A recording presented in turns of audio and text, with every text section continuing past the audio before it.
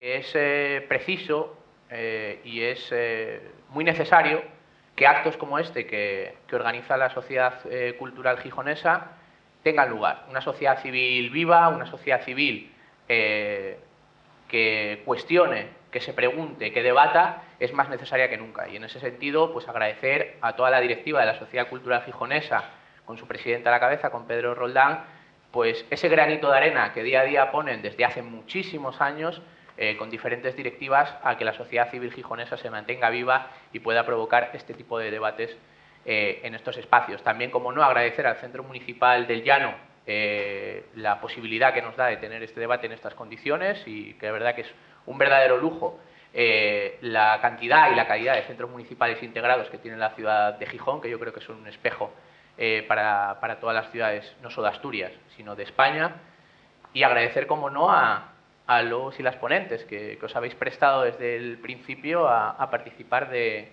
este debate. Sí que os pediría a todas las personas, porque estamos grabando el evento, que en la medida de las posibilidades o pongáis en silencio los móviles o los apaguéis, ¿vale? Esto no habría que decirlo, pero ahora que todos tenemos un dispositivo, cuando no un par de ellos, pues sí que es importante también para el discurrir de la jornada y del debate. Pues vamos a dar comienzo a este debate sobre los fondos europeos que hemos titulado Next Generation Asturias. Y en primer lugar voy a dar la bienvenida a una de nuestras ponentes, a Susana Álvarez Otero, que es profesora titular de Economía Financiera y Contabilidad de la Universidad de Oviedo. Buenas tardes. Hola, buenas tardes, Adrián. Bloguera, columnista del diario El Comercio. Para iniciar el debate, ¿cómo se valora desde la academia, desde la universidad, estos fondos europeos que muchos han bautizado como un nuevo revival verde del keynesianismo? Bueno, en primer lugar, muchas gracias a la Asociación Cultural Gijonesa y a ti por la invitación. Es para mí un honor compartir debate con representantes de la sociedad asturiana. Y bueno, yo creo que estos fondos van a ser, digamos, realmente una oportunidad, primero por esta pesadilla que hemos vivido y que estamos todavía viviendo y empezando a salir un poquito con todo el tema de las vacunas. Y tiene que ser también una oportunidad para Asturias, indudablemente. La necesidad, en nuestro caso, en el caso asturiano, si me estás preguntando en concreto por ello, yo creo que es superior al de otras regiones. El impacto ha sido brutal para todas las economías europeas, para la española en particular, porque sobre todo cómo se gestiona al principio no fue precisamente bueno en comparación con otros países, pero en el caso de Asturias, por nuestro modelo productivo y los problemas que arrastramos, pues realmente tenemos más necesidad que otras comunidades, se me viene a la cabeza Madrid, de hacerlo bien, ¿no? Y de que esto no sea una repetición de, disculpo el término, del desastre, ¿no? Del desaprovechamiento de los fondos mineros, ¿no? Lo que hicieron otras regiones del norte de Europa con los fondos mineros, miramos a Irlanda, y lo que hicimos nosotros, una autovía minera, un geriátrico en Felechosa del que todavía sale, tremendas resoluciones judiciales, aprovechamiento de fondos públicos, un museo en cada pueblo que al final no se visita. Es decir, no puede ser esto el ejemplo de lo que sucedió. Tiene que haber un aprovechamiento eficaz. Y al menos espero que no haya o que no se repitan casos de corrupción. Como me preguntas desde el ámbito académico, te mencionaré a una persona que es un ilustre catedrático que salió de la Universidad de Oviedo. Yo lo conocí en mis comienzos como becaria de investigación y ahora es catedrático en la Pompeu Fabra. Y decía que esto, Benito Arruñada, decía esto va a suponer una oportunidad, entre comillas, de corrupción irreconocible en nuestro país. Y realmente para mí fue un shock leer eso, porque yo espero un aprovechamiento, un buen aprovechamiento. Quizá me quedaría con un aprovechamiento mediocre, pero no me quiero poner en lo que dice Benito Arroñado. O sea, quiero negar la mayor y que aquí realmente les va a resultar imposible robar. O sea, vamos a intentar aprovechar, que es lo menos que se puede hacer con esta llegada de millones. Tendremos tiempo durante el debate de incidir en algunas cosas que planteaban. Un paisaje un poco halagüeño, ¿no? Quiere ser pesimista, optimista, pero planteas un escenario un poco pesimista sobre lo que puede ser, pero a lo largo del debate podremos incidir en ello. A continuación, presentaré a otra de nuestras ponentes, Beatriz González. Buenas tardes. Hola, buenas tardes. Representante de Ecologistas en Acción, activista. Realmente estos fondos europeos han sorprendido a muchos y siguen sorprendiendo porque son como una ola verde europea, ¿no?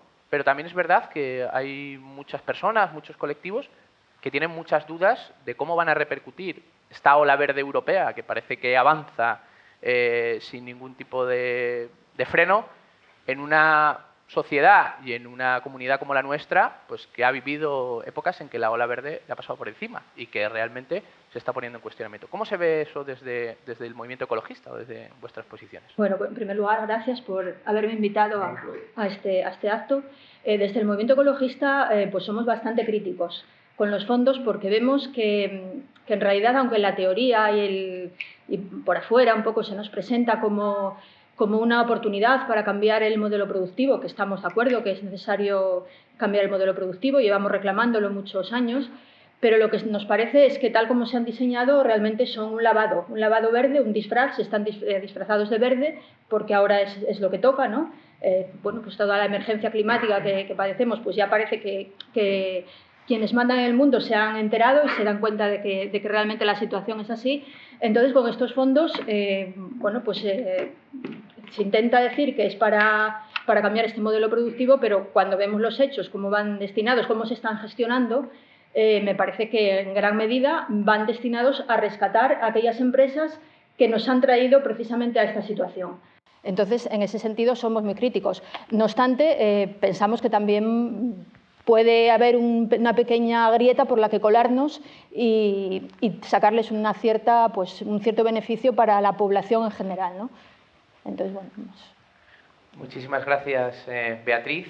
A continuación, presentamos a otro de los ponentes, Guillermo Ulacia. Buenas tardes. ¿Qué tal, Adrián? Guillermo es vicepresidente de FADE y presidente de FEMETAL, dos grandes de la sociedad asturiana, dos entidades de las que evidentemente copan periódicos, copan titulares y tienen un peso específico enorme en la sociedad asturiana.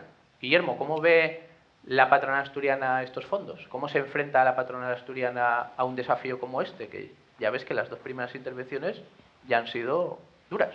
Bueno, yo voy a intentar compartir la felicitación y el agradecimiento por haberme invitado a participar en este debate con los representantes de la sociedad civil asturiana y de Gijón, eso está claro. Y lo segundo es que para enriquecer el debate, definir de qué estamos hablando, ¿no? Porque has estado mencionando los fondos europeos, que son fondos verdes, ¿no? Los fondos europeos, hasta Next Generation, es una dotación económica única que se ha producido a nivel europeo, que es la primera vez que Europa va a emitir deuda conjunta. Y son 750.000 millones de euros que no solamente son para España, sino en general para Europa.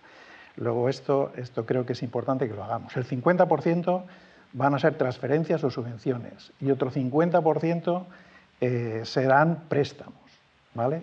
Definido ese apartado general y el por qué todos los planes se van a tener que someter a supervisión y aprobación a nivel europeo, pues luego viene cómo se van a gestionar esos fondos, ¿no?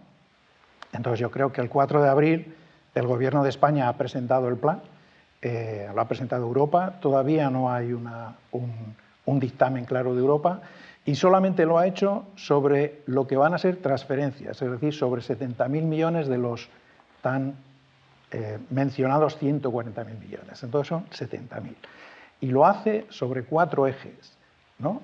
El primer eje es obviamente la transformación ecológica, porque tiene una visión de que queremos recuperar el liderazgo tecnológico a nivel mundial en Europa. Entonces dice, tenemos que apostar por liderar esa transición ecológica. La segunda es la transición digital.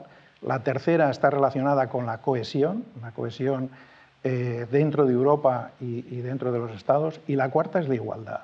Entonces, eso son los 4. Y a partir de ahí vienen Pues en el caso español, 10 programas, 30 acciones, no sé cuánto, 110. Vale. Entonces, ¿qué opino? Pues que hay una gran indefinición, ¿eh? Y que estamos hablando, pues yo llevo participando en este tipo de debates más de un año. Y cuando nos dirigimos a las empresas, somos todavía incapaces de decirle exactamente qué es lo que les vamos a proponer. Muchas gracias, Guillermo. Por suerte, precisamente los parlamentos de Polonia y de Austria ayer acaban de refrendar el marco de recursos propios y parece que la Comisión Europea en junio presentará su comunicación sobre fondos y es precisamente este mediodía hablaban de que quizá en julio empiecen a venir los primeros fondos. Pero tendremos tiempo para... Lo que vamos a hacer es salir al mercado a pedir el dinero. Bueno, sí, Europa. Por suerte, el Pacto de Estabilidad de la Unión Europea lleva suspendido desde 2020 y esperemos que siga así por el bien de la sociedad asturiana y sociedad española que ha sufrido mucho con ese Pacto de Estabilidad. A continuación, y por último, presentamos a José Manuel Zapico. Buenas tardes, muchas gracias por venir. José Manuel Zapico es secretario de la primera fuerza sindical de Asturias, de Comisiones Obreras, una persona absolutamente siempre en primera línea de batalla por la defensa de los trabajadores y que es un verdadero placer también poder contar con él como con los otros tres ponentes. Tema Comisiones Obreras y las centrales sindicales. Es la primera central sindical de Asturias que los fondos se conviertan en unos fondos mineros 2.0, precisamente algunas de las cuestiones que Susana hablaba y que en Asturias, bueno, pues ha sido prolífica en titulares sobre eso y no precisamente en los titulares de economía ni de creación de empleo, ¿no? Muchas más veces en la de sucesos. Bien, pues buenas tardes a todos y todas. Agradecer a la Sociedad Cultural Gijonesa poder participar ya presta poder ver a la gente y poder intercambiar ideas, que cómo crece la sociedad y además poder hacerlo sin mascarilla, pues y es muy prestoso, ¿no? Desde luego, los fondos europeos son una oportunidad, no son la solución, forman parte de la solución, pero no son la solución, pero sí son una oportunidad que no podemos desdeñar y además hay que valorar en su justa medida. Desde luego, nosotros valoramos de manera muy positiva que la Unión Europea haya dejado atrás las políticas de austeridad, del déficit público exacerbado y que apueste por la inversión pública. Y es que además en la Unión Europea en estos últimos años estaba en una encrucijada, tenía que decidir si apostar por una Europa más cohesionada, más social o romper ese sueño, ese anhelo de una Europa que yo creo que ha traído derechos y bienestar al conjunto de la ciudadanía como nunca habíamos visto en la historia. Y por lo tanto eso es importante y hay que contextualizar el escenario en ese sentido. Además hay que decir que de los 140.000 millones de euros a los que puede aspirar a España a traer, pues es una cantidad enorme. Solo comparar que el plan Marshall eran unos 80.000 millones de euros a día de hoy para toda la Unión Europea y ahora estamos hablando de 140.000 millones de euros y que además con unos objetivos muy loables y que nosotros compartimos. De cada 10 euros, 3,7, 3,70 euros irán a sostenibilidad, 3,30 a digitalización y unos 3 euros a cohesión social y territorial y por lo tanto lo compartimos. A partir de ahí, en Asturias tenemos que aprender de los errores. Yo creo que a la experiencia es el nombre que le damos a aprender de los errores. Y los fondos mineros, desde luego, no son comparables en las formas porque costaron mucho sudor, sangre y lágrimas a los trabajadores y trabajadoras traerlos a Asturias y tenemos que aprovechar pues, esa experiencia acumulada para no cometer errores evidentes.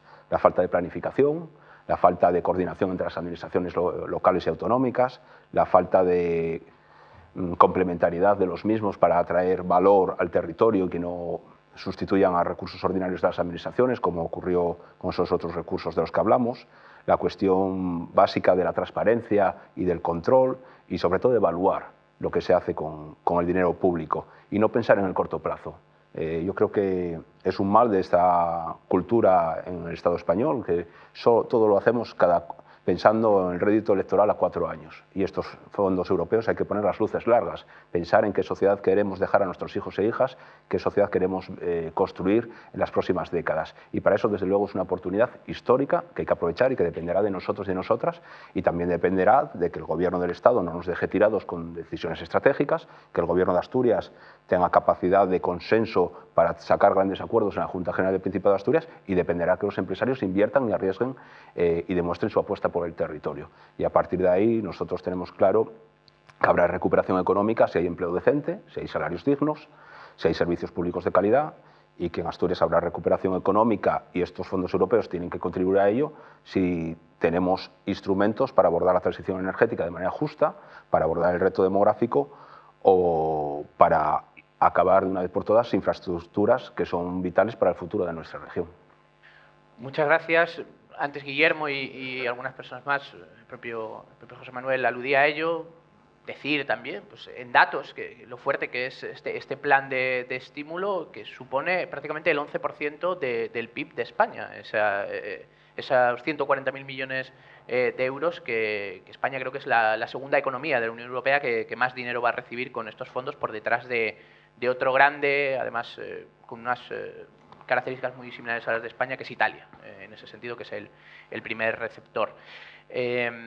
Y empezamos porque yo creo que en este inicio han salido muchas claves que a lo largo del debate tienen que volver a salir, con aquello de la mirada larga. Pedro Sánchez ha presentado un programa para 2050. Eso sí que es mirada larga y no cualquier cosa. Beatriz, hablando precisamente de la gestión, del último que planteaba José Manuel. Estos fondos han sido discutidos en España como no han sido discutidos en otros países europeos, sobre qué modelo de gestión es el mejor o hacia el que hay que afrontarlo. Si una gestión público-privada, una gestión privada, o incluso esta pelea que hemos visto también mediática sobre si los fondos deben gestionarse desde las comunidades autónomas, deben llegar a las localidades, a los municipios. Debates que, por ejemplo, no se han dado en otros países europeos que han planteado un modelo absolutamente centralizado de los fondos. Hay que recordar que los fondos van directamente a los Estados miembros, a los 27, y ellos deciden con su soberanía y con su autonomía cómo gestionarlos. ¿Cómo ves este tema de la gestión? Bueno, a ver, no hay duda de que si de lo que se trata es de modificar, de cambiar este modelo productivo hacia otro que tenga como eje central la sostenibilidad ambiental y social, pensamos que solamente desde los poderes públicos se puede hacer esto. No puede ser que quien tenga intereses privados sea quien encabece este proceso. Otra cosa es que en todo este proceso sí que pues el sector privado o las empresas, pequeñas y medianas empresas puedan tener oportunidades de emprender actividades, ¿no? Realmente, aunque tú dices que en España ha sido un poco diferente al resto de países, yo creo que ya desde el comienzo se han dado algunas malas prácticas que podríamos llamar, ¿no? Por ejemplo, cuando el Gobierno central contrató los servicios de la empresa Deloitte, que al mismo tiempo es una consultora que está trabajando para las grandes empresas que pretenden acceder a estos fondos, ¿no? Me parece que eso no tiene, es un poco de, no le veo yo mucho sentido, ¿no? Es como poner la zorra a cuidar las gallinas, ¿no? ¿No confía usted Perdona, sí. en la patronal? Y además es que el problema que vemos es que esto lo está favoreciendo el propio diseño de los fondos, ¿no? Porque cómo se proponen cómo se deciden qué proyectos se van a salir adelante. Pues hay lo que se llaman, por un lado, las manifestaciones de interés, que es una especie de sondeo que hacen los ministerios para ver qué líneas estratégicas se tienen que llevar, ¿no? Y luego estaría lo que las comunidades autónomas también, una vez que se plantean esas líneas estratégicas pueden cristalizar en lo que se llaman PERTES, ¿no? Que son planes estratégicos de recuperación y transformación, y que se caracterizan porque son público-privados, es decir, que es un sistema de gestión público-privado, ¿no? Y realmente, aparte de que una vez que se establecen esas líneas estratégicas, luego serían las comunidades autónomas las que pueden acceder a estos proyectos y, un elemento común que estamos viendo, de momento las únicas comunidades que sabemos un poco lo que han presentado son Cataluña, Euskadi y Navarra, y un elemento común que vemos en todas ellas es el tema del hidrógeno, ¿no? Son grandes proyectos con el tema del hidrógeno verde. Y luego estaría el otro sistema, que es las ventanillas informales, que es para que las grandes corporaciones accedan a estos proyectos. Entonces, claro, realmente cuando tú preguntas una gestión centralizada o descentralizada, es que realmente lo ideal pues, sería que exista una gestión en función de las competencias, tanto administración local como autonómica como estatal. Pero tal como se han diseñado los fondos, no vemos muchas posibilidades de que sea, es todo muy cerrado, muy oscuro, y parece que va todo dirigido a que las grandes corporaciones sean quienes se hagan con el mayor volumen de fondos, ¿no? Guillermo, la zorra cuidando de las gallinas. Ahí te lo dejo. Pues está muy bien como fábula, pero la realidad nada tiene que ver con las fábulas, ¿no? Entonces, bueno, primero, este debate que nos has hecho es totalmente innecesario, porque hay un procedimiento. El procedimiento es que Europa le va a dar la responsabilidad al Gobierno de España.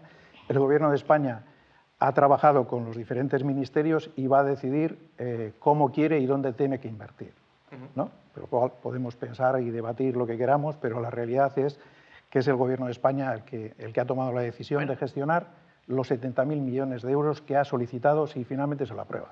Parece que la COE tiene cierto poder en España, ¿no? O sea, No digamos lo que dicen los periódicos, porque si tiene poder o no tiene poder, si creemos en el debate y en los agentes sociales, este es un proceso de negociación. Y además es un proyecto país. A ver si empezamos a entender qué puede significar un proyecto país, qué significa el tener una visión compartida, el utilizar este dinero de manera constructiva, porque España tiene problemas estructurales. De hecho, tiene dos enfoques. Por una parte, lo que van a ser reformas necesarias y por otra parte, lo que son inversiones.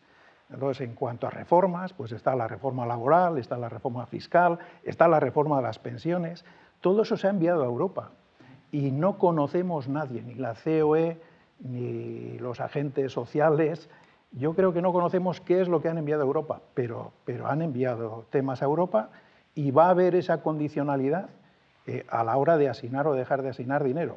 Es, te vamos a dar un dinero para que inviertas, ya vamos a hablar de cuáles son tus planes de inversión, que también se han enviado las 10 líneas principales y cuánto se estima para cada uno de ellos, y luego cuáles son las reformas necesarias para saber que esto lo estáis haciendo con una visión global de país, ¿no?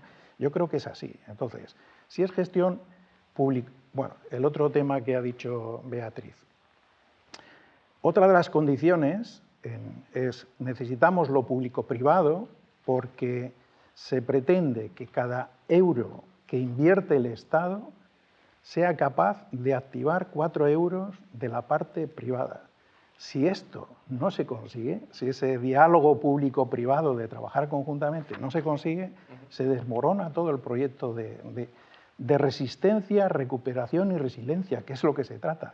El agujero que ha generado la pandemia en la economía española, y no desde el punto de vista económico, sino desde el punto de vista socioeconómico, es enorme. Antes ha mencionado Zapico el Plan Marshall. Aquí no ha habido una guerra. No ha habido una guerra, pero el desastre es muy superior al de la guerra. Lo que pasa es que estamos viviendo en una burbuja creyendo que no ha pasado nada y que esto se va a reactivar porque el mundo va a ser capaz de hacer.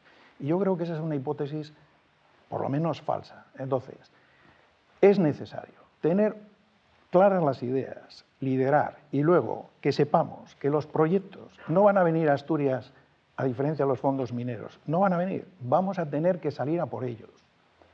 Y eso significará que tenemos, primero, claro en Asturias, qué es lo que tenemos que conseguir. ¿Vale?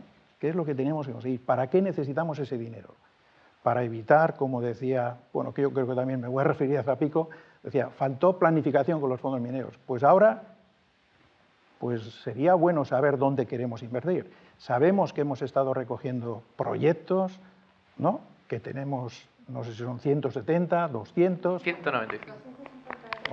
Bueno, pues depende de si habla la consejera de Hacienda o habla el consejero, pues vamos a decir que 180, 220 o los que fuera. 195 proyectos anunciados el otro día. Sabemos que también se ha hecho una primera evaluación de cuánto es el nivel de inversión que aparentemente tiene. Pero ya acabo. Dicho esto, ya que se ha mencionado que el País Vasco, Cataluña y Navarra también lo tiene Castilla y León, también lo tiene Castilla-La Mancha, lo tienen todos, han recogido toda esa información y la gran diferencia es que probablemente nos van a hacer ir a presentar todos esos proyectos en concurrencia competitiva. Y amigo, si resulta que nuestros proyectos de 6.500 millones no son los mejores comparado con otras regiones. Entonces, ese es el verdadero desafío. Y que nadie piense que va a llegar a Asturias el maná. El maná es una cosa también muy recurrente cuando se habla de estos fondos. Guillermo dice que los empresarios no tienen un gran poder. Yo sí que considero que lo tienen como lo tienen los sindicatos. Y mucho se ha hablado de las cosas que se han enviado a Europa, como el ministro que quería enviar a Europa alguna modificación de las pensiones y luego se quedó solo en un titular de prensa. Ya veremos lo que ocurre, esperemos acontecimientos. Pero es verdad que por ahora hay mucha sombra y mucha inquietud sobre lo que se envía a Europa.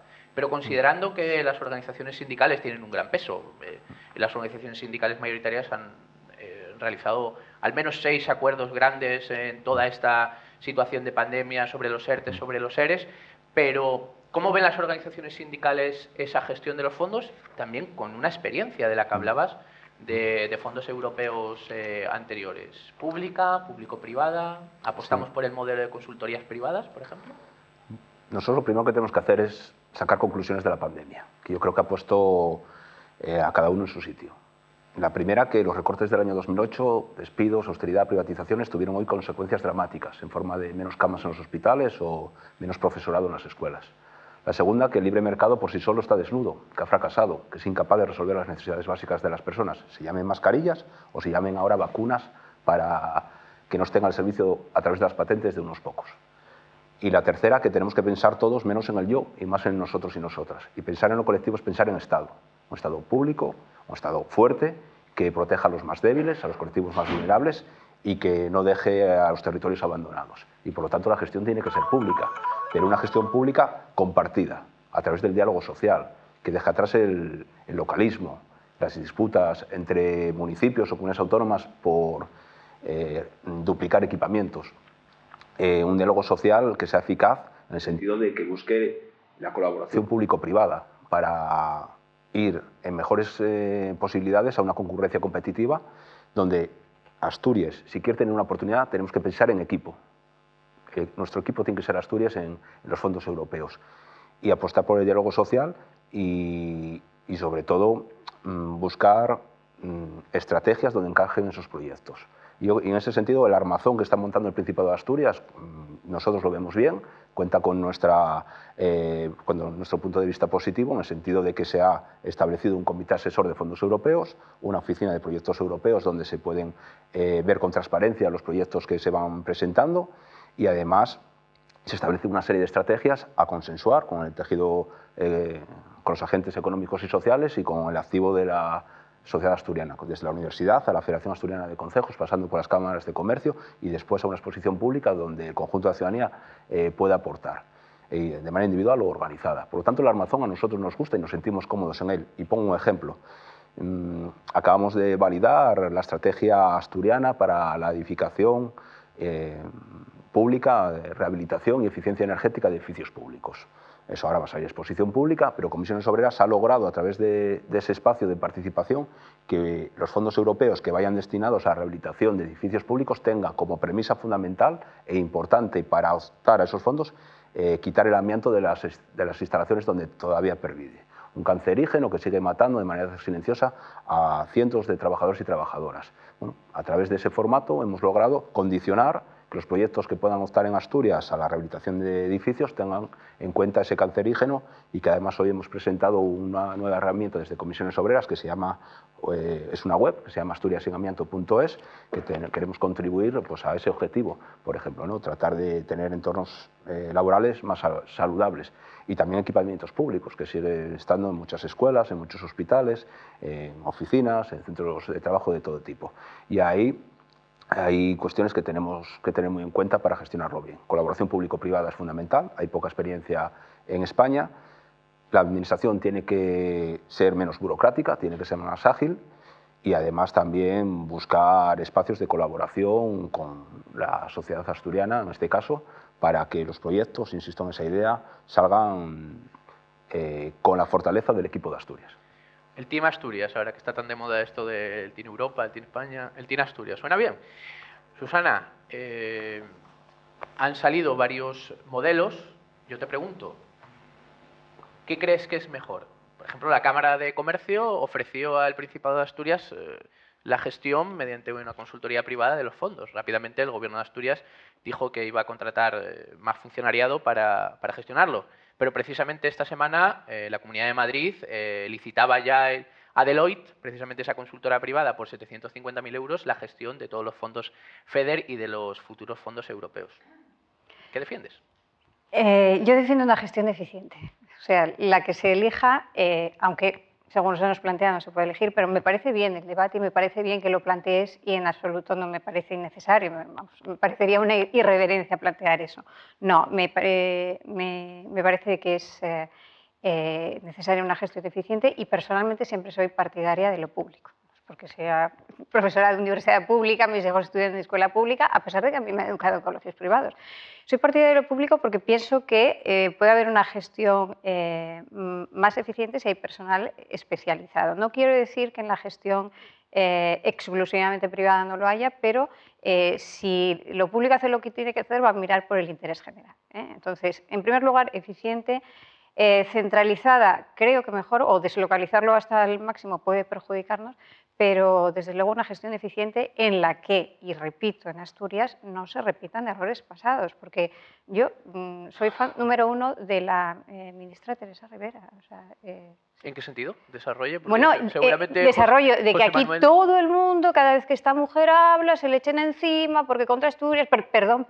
¿Hace cuánto que nos han dicho que el carbón tal? Es O sea, socia de Ecologistas en Acción, si no, Beatriz... No soy socia, pero soy investigadora en CSR, en Social Responsabilidad, y estoy encantada que esté Beatriz aquí y no estoy completamente alineada con ella. Es decir, no hay que, o sea, alinearnos, lograr los objetivos de la Agenda 2030 no es negociable, no hay que elegirlo, es que tenemos que estar ahí individuos y tenemos que estar ahí empresas. Y además el empresariado aquí presente también tiene un papel extraordinario, tiene que presentar proyectos creíbles, proyectos reales y proyectos competitivos.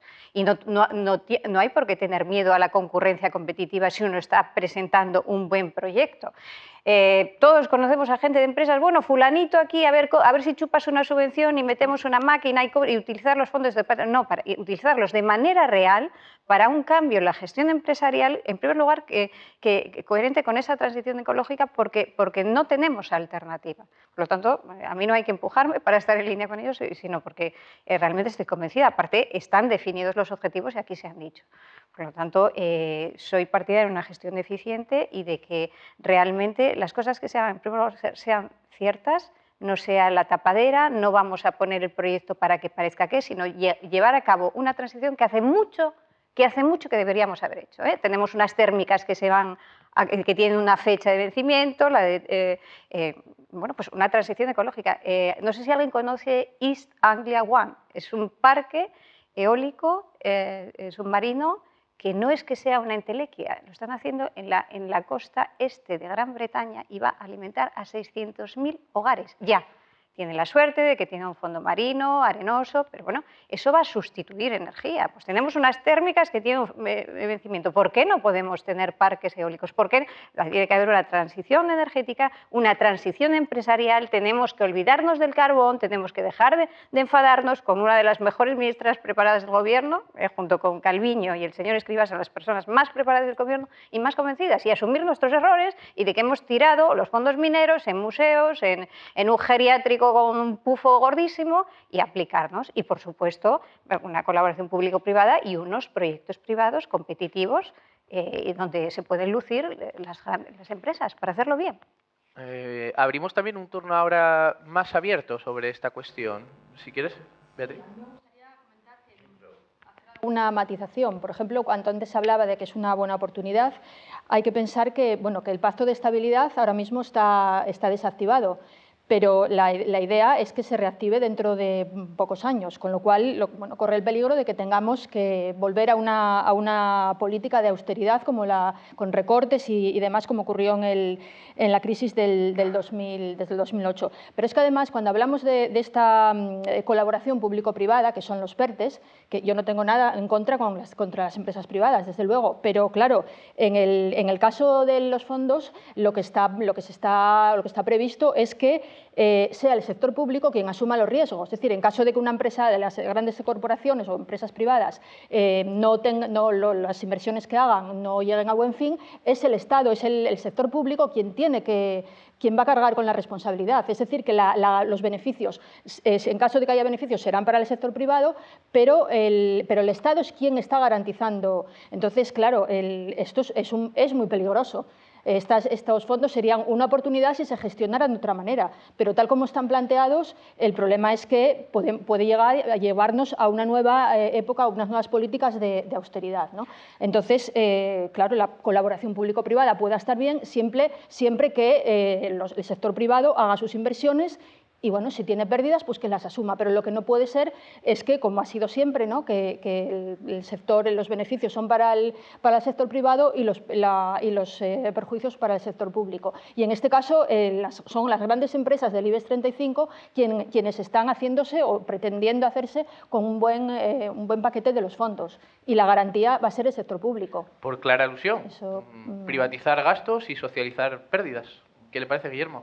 A ver, yo he sido presidente de Gamesa Corporación Tecnológica, quiere decir que soy de los pioneros en introducir la energía eólica en España y en el mundo, ¿vale? Felicidades.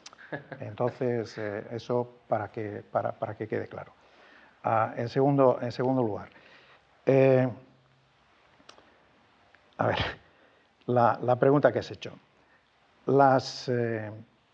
El problema, después del 2008, de la crisis financiera, el sector privado, tanto las empresas como las familias, decidimos no endeudarnos, es decir, redujimos muchísimo la deuda, ¿vale? Bueno, decidieron algunos también un poco por nosotros, ¿no? Señores. Reducimos nosotros, las familias estoy hablando, ¿a las familias vas a decir tú también se tienen que ahorrar o no? Pues supongo que no. Las empresas decidieron todas desapalancarse, Ajá. porque vieron el riesgo de seguir pidiendo créditos. Lo hicieron. Creo recordar que más o menos el Estado español tenía una deuda del 40% del PIB. Hoy tenemos el 130%. Luego el que está en quiebra es el Estado, que somos todos nosotros, ¿vale? Pero que todos nosotros no gestionamos, porque aquí parece que gestionamos, pero no gestionamos. Gestionan los que nosotros nombramos y luego ellos gestionan y deciden. Parte del problema cuando decimos queremos un parque eólico, un parque flotante, pues yo no voy a estar en desacuerdo, pero el precio de energía de esos parques no son los 40 euros megavatio, que luego levantamos la mano nosotros aquí a decir qué es lo que necesita ArcelorMittal o Asturiana Energy, ¿vale? Es decir, el precio kilovatio hora o megavatio hora es muchísimo más elevado del que decimos las empresas industriales que necesitamos para competir, y concretamente en Asturias.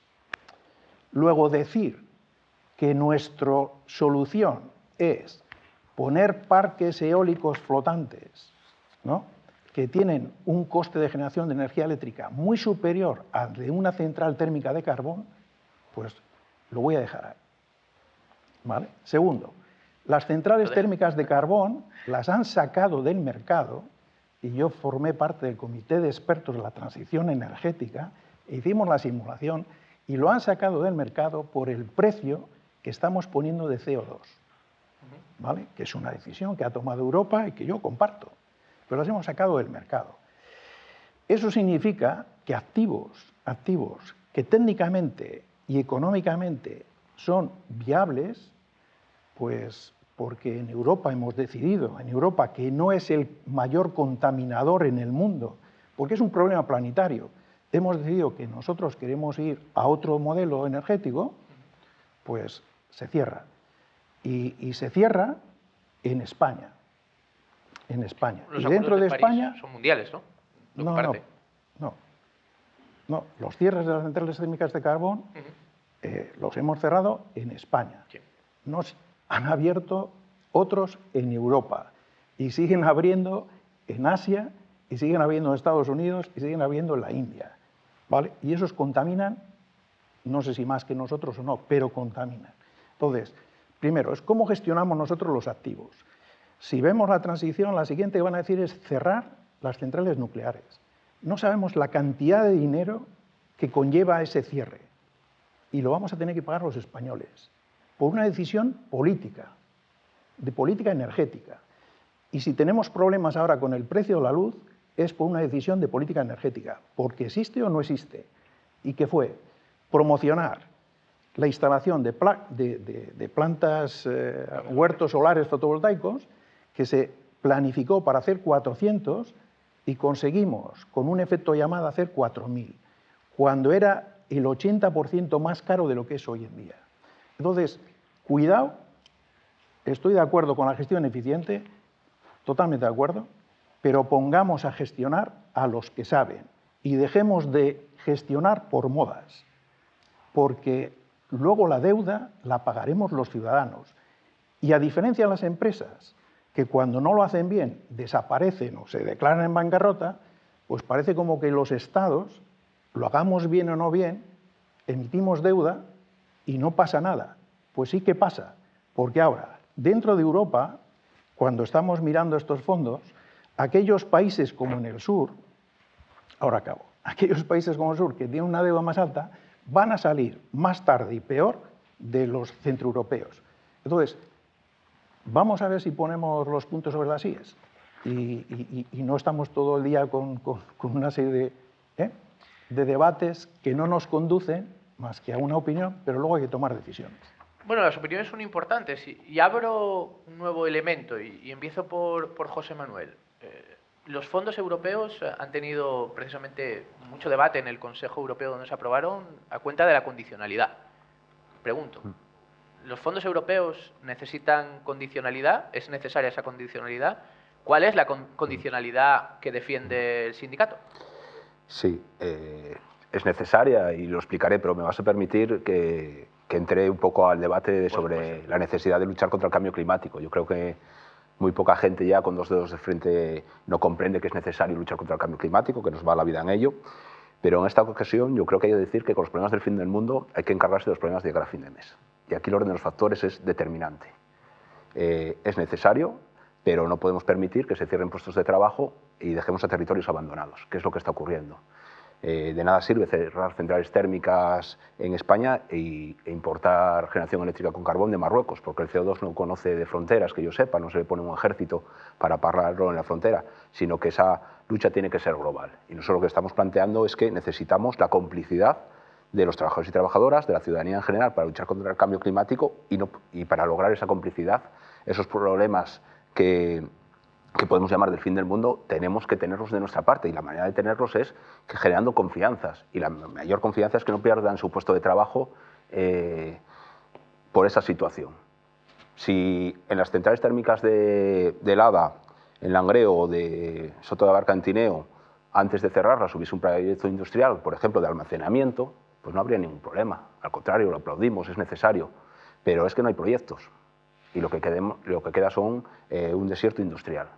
Y además tenemos problemas inmediatos de soberanía nacional, porque nuestra energía, nuestra electricidad, cada vez es más cara y depende de lobbies económicos y de terceros países. Y tenemos problemas de seguridad en el suministro, de calidad del suministro y de precios de la electricidad que van a hacer tambalear nuestro tejido industrial en Asturias. Y probablemente no del conjunto del Estado, porque tenemos que explicar que somos singulares. Nosotros no tenemos olivos, porque no hay sol. Tenemos agua y carbón y por lo tanto teníamos minas, teníamos térmicas, teníamos logística en torno a esos sectores productivos y tenemos empresas hiperelectrointensivas que nos están lanzando mensajes muy claros. No somos competitivos en la Unión Europea, pagamos hasta el doble del precio de la luz y si no somos capaces a garantizar eso, dejan de invertir. Y en este tipo de empresas, cuando no se invierte, tenemos deslocalizaciones a la vuelta de la esquina. Y después podremos llevarnos a engaños, pero desde luego... Entendido el debate que se está teniendo, no me gustaría derivarnos hacia lo concreto de... perdón. Y por supuesto, de ahí que tengan que ser estos fondos europeos condicionados a objetivos. Correcto.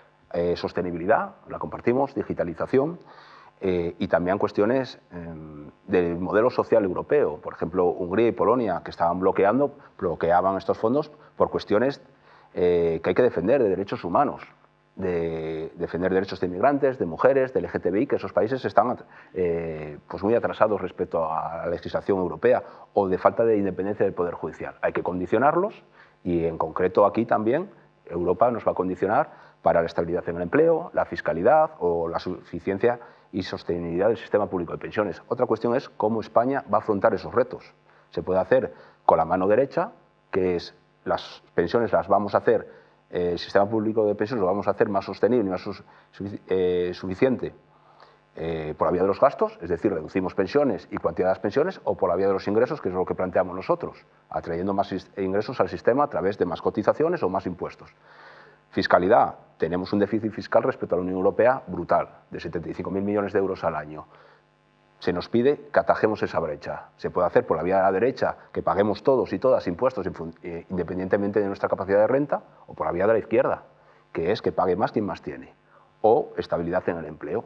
Se puede hacer a través de generar entornos laborales de calidad, con un servicio público de empleo que intermedie, con medios digitales para garantizar esa conciliación del desempleo y de la oferta y la demanda del trabajo, o a través también de otros mecanismos como puede ser la formación profesional dual para que los jóvenes se puedan incorporar al mundo del trabajo. Pero directamente, el plan español no recoge, por ejemplo, la condicionalidad de los fondos al mantenimiento del empleo. No lo recoge el plan español. Eso es una libertad que tienen los países y España no ha optado por eso. ¿Cuál es la valoración que hacen desde sobre las organizaciones sindicales? Hay margen y hay partido para negociar la reversión de la reforma laboral, que para nosotros es imprescindible porque se ha visto que es un arma de destrucción masiva de empleo y tenemos que recuperar la ultraactividad de los convenios colectivos, la prevalencia del convenio sectorial por encima del de empresa o regular la subcontratación. Y en ese margen, si hay acuerdo, la Unión Europea lo validará, estoy seguro. Susana, condicionalidad sí, no, condicionalidad dura, que vuelvan los hombres de negro a las economías europeas. A ver, yo creo que los proyectos tienen que cumplir unos objetivos. Lo de la condicionalidad de empleo depende, porque si tú cambias, digamos, un modelo por otro y en el siguiente se contratan menos personas, pero obtiene otros beneficios, yo diría que... Pero te pongo un ejemplo. Por ejemplo, imaginemos que una empresa X, llamémosla ArcelorMittal, recibe una gran inversión de los fondos europeos para transformar su acería, por ejemplo. Y al día siguiente o a los 15 días de recibir esos fondos plantea que el ajuste en frontera del acero turco le está afectando mucho y la Unión Europea no termina de aprobar ese ajuste en frontera y que plantea un ERE de extinción en la acería para 300 trabajadores. ¿Es justo que haya recibido cientos de millones de euros de subvención? No, no me lo parece. En opiniones personales que no lo es. No lo es. Ajá. Entonces, yo creo que si esos fondos están bien empleados, el resultado es justo, ¿no? Entonces, lo que tienen que estar es las condiciones muy claras. Y luego hay unos ejes ahí planteados que a mí no me parecen modas. Es decir, cuando se ponen unas líneas de sostenibilidad, de transición energética, que a alguien esto le parezca una moda, a mí me parece bueno, que es estar fuera de la realidad. No dado que a los miembros de la academia nos asiste a hablar con propiedad de lo que sabemos, yo no voy a entrar en una discusión energética especializada porque no lo soy. Soy una madre que no me gusta ver. Uno habla de paraíso natural, paraíso contaminado. Efectivamente lo está. Yo traje una compañera alemana hace un tiempo y vio la siderurgia de Arcelor ahí y dice, ¿qué es esto? O sea, a gente de fuera todavía les choca, ¿no?, lo que representa del paisaje. Entonces, yo no sé si lo que han hecho en East Anglia One, que van a dar energía limpia a 600.000 hogares, es viable aquí energéticamente, porque no tengo esos costes. Soy especialista en ofertas públicas iniciales y puedo hacer una disquisición muy amplia de eso.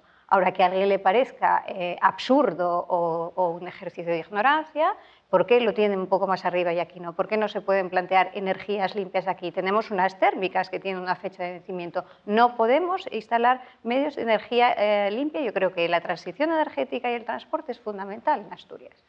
Entonces, no voy a entrar en disquisiciones energéticas, podría entrar en disquisiciones financieras o contables, pero desde luego soy una madre y quiero un futuro mejor para mis hijos. Si lo que hay que hacer después de las térmicas son otras térmicas o el carbón, bueno, pues mire, no lo sé, pero desde luego no me gusta encontrar o saber que otros países ya lo están haciendo y aquí no se puede hacer o nos movemos en esa tesitura. Lo que sí estoy de acuerdo es en el elevadísimo nivel de deuda y que siempre se va a lo fácil, o aquí en el gobierno asturiano, pues el tiempo que llevamos con incrementos sustanciales de deudas. Pero bueno, eso es una gestión eficiente financiera de la que sé un poco más. Pero bueno, si hay alguien que discrepa de Teresa Rivera, de lo que opinan Beatriz o de lo que opinamos los que creemos en la sostenibilidad y la Agenda 2030, que no es una moda, sino algo que hay que cumplir a nivel empresarial y a nivel individual, pues bueno, eso es su opinión personal. Guillermo, si una empresa recibe fondos europeos, ¿tiene que comprometerse a mantener el empleo, a hacer inversiones de tipo medioambiental? No está considerado así. No, su opinión. Ya sé que no está considerado, evidentemente está en debate. Yo creo que la patronal ha dado siempre muestras de una gran seriedad en estos asuntos y es la primera que defiende el empleo seguramente en los territorios. Por eso se lo pregunto. Es la primera que crea empleo. ¿Vale? Muy buena. Es la primera que crea empleo. Y empleo fijo, trata de ser bien remunerado, de calidad, etcétera, etcétera. Sí, es verdad. El Ministerio de Trabajo ahora está intensificando las inspecciones de trabajo precisamente por eso. No, pero no, si no es por eso, hombre, si no es por eso. Es porque cada uno justifica su trabajo. Es porque cada uno justifica su trabajo. Pero los que mantienen todos los puestos de la administración, yo que sepa, la administración no vende nada, ¿no? Ofrece servicios. Bueno, es que la administración no está para vender, imagino. Pues por eso, pero se tiene que estar apoyando precisamente en su economía de mercado, en la competitividad de su economía de mercado. Totalmente. Entonces, bueno, pues ahí es donde se genera la distribución de la riqueza. Entonces, esta dicotomía que estamos planteando, no sé, pero mira, los fondos europeos, a ver si... pero la pregunta es muy concreta, ¿eh? ¿Cree usted que una empresa que recibe fondos europeos... No es concreto, hombre. La pregunta es, ¿cree usted que una empresa que recibe fondos europeos tiene que condicionar? Y ahora te la devuelvo yo. Correcto. ¿Cree usted que esa misma empresa que tiene instalaciones en Bélgica, en Alemania, en Italia, en Francia, el gobierno alemán, el gobierno francés, el gobierno le dirá, oiga, usted tiene que garantizar que si recibe dinero, tiene que garantizar que va a mantener ese empleo? ¿Cree usted que lo están diciendo? Yo, si me permite... No, espera, ahora déjeme que se lo voy a terminar. No sé si lo están diciendo, probablemente no. Lo que sí están haciendo esos países, esos que le acabo de mencionar, y en esa empresa en concreto, es, ¿usted qué necesita para dejar de fabricar acero con carbón coquizable? ¿Necesita invertir en nuevos procesos de fabricación basados en hidrógeno o a través de un horno eléctrico? Sí. Bueno, pues yo le voy a cofinanciar su proyecto de I+D para que sea usted capaz de producir con menos emisiones de CO2. Eso ha hecho Francia, Bélgica, Alemania, Italia. España todavía seguimos aquí en el debate de las teorías. Pero eso está. Aquí no sé si van a poner un horno eléctrico o no lo van a poner. Lo que no estamos poniendo es ninguna investigación para sustituir el proceso actual, que es cada día más eficiente, por un nuevo proceso. Eso es lo que hacen. Y esa es la inversión. Esa es la realidad de la transformación ecológica. Porque necesitaremos en el mundo acero. Vamos a seguir necesitando acero. Tanto si tenemos una silueta industrial de una manera como de otra. Pero esa es la inversión. Y esa es una inversión que se está tomando decisiones ahora y que requieren un plazo de maduración de más de 10 años. Entonces, hacer el debate como si esto fuese otra vez el planteamiento de Alcoa y que te hemos dado dinero, yo creo que los entiendo, los comparto. Yo también soy padre de familia y yo también quiero lo mejor para mis nietos ya, o para mis nietas en este caso. Entonces, es obviamente que lo quiero. Entonces, otra vez, ¿cuál es, en los debates que hemos tenido, la prioridad número 1 de Asturias? Habrá muchas prioridades, pero desde mi punto de vista, pues la prioridad número 1 es el empleo. Tenemos una de las tasas de actividad más bajas de toda la comunidad, de todas las comunidades españolas. Creo que es la más baja, ¿vale? Necesitamos empleo. Necesitamos dentro del empleo que haya un empleo industrial, ¿vale? Pues demos prioridad a eso. Demos prioridad a eso. ¿Cómo lo vamos a conseguir? Porque creo que llevamos 10 años o más tratando de que eso se dé la vuelta y aquí no lo estamos consiguiendo. Luego decimos ¿Qué índice tenemos muy positivo? Pues tenemos el índice de educación terciaria. Es decir, nosotros formamos a nuestros hijas, hijos en temas universitarios que luego tendrán que salir a buscar el trabajo donde sea, porque aquí no hay oportunidades. Entonces, salen. Tenemos el índice de desempleo juvenil elevado. Por detrás de Liguria. No lo sé, el pero campeón elevado. es Liguria, en Italia, Entonces, la región. Realmente, los fondos europeos que va a gestionar Madrid y que tenemos que ver cómo desde Asturias vamos a poder cogestionar, que es para mí el verdadero debate de cómo cogestionarlo y cómo utilizarlo en aquello que necesite Asturias, los debemos de canalizar para regenerar el tejido empresarial. Eso no quiere decir que estoy en contra de la sanidad pública, de la educación pública, de la asistencia pública, no, sino que también hay que aplicarlo. Pero tenemos que generar empleo. Y para generar empleo hay que generar empresas. Y si no nos dedicamos y nos focalizamos a eso, pues seguiremos hablando, yo no digo que no. Es una propuesta concreta, generar empresas, tejido productivo. Vamos a ello. ¿Qué le parece, José Manuel? ¿Qué propuestas concretas cree que son eficaces para Asturias y para Gijón con estos fondos? Yo hago la propuesta concreta, pero primero hay que partir de un contexto. Y el contexto para nosotros, y niego la mayor, es que el empleo lo creen las empresas. El empleo se crea en las empresas. Una empresa por sí sola, en el desierto del Sáhara, sin una salud pública, sin una educación, sin unas infraestructuras, no crea empleo. Lo creamos la sociedad y se concreta en una empresa. A partir de ahí, nosotros lo que estamos reivindicando es que esa quimera que se nos trasladó de que por cada puesto de trabajo en sectores tradicionales se iban a crear 4 puestos de trabajo alternativos, creemos que el orden de los factores altera el producto. Primero creemos esos puestos de trabajo y después destruyamos esos puestos de trabajo, esas fabricaciones, esos procesos industriales contaminantes. Lo compartimos. Cuando te refieres a alternativo, te refieres a verde, luego por hacer también una... Exacto. Apostamos por lo sostenible, apostamos por luchar contra el cambio climático, pero tenemos que llegar a fin de mes. Y mientras no llegamos a fin de mes, desde luego no estarán haciéndose bien las cosas porque la gente quedará en el camino y con dificultades, con territorios que serán un desierto industrial. A partir de ahí, nosotros creemos que los proyectos tienen que estar muy pegados al territorio. Las empresas, las multinacionales y las empresas tienen que demostrar con hechos, y sus hechos son inversiones que están dispuestas a apostar por el mismo, y tienen que estar apostados esos proyectos en lo endógeno, en los recursos primarios, en lo que tenemos en Asturias, apostando por las pymes, que son las que han demostrado que arriesgan y que se hipotecan y que están viviendo en lo local, y apostando básicamente por los recursos endógenos que tenemos, el agua, nuevos productos generados derivados del carbón, lo agroalimentario, lo forestal, las cuestiones relacionadas con el turismo, cuestiones que tienen que contribuir todas a generar esos proyectos alternativos con nuevas conectividades en lo digital, para que el 5G llegue al conjunto de Asturias, no solo a la zona central, o cuestiones de conectividad física que todavía están pendientes para que Asturias sea una zona de logística donde se puedan asentar nuevas empresas. Tenemos la autopista del Mar por concluir, tenemos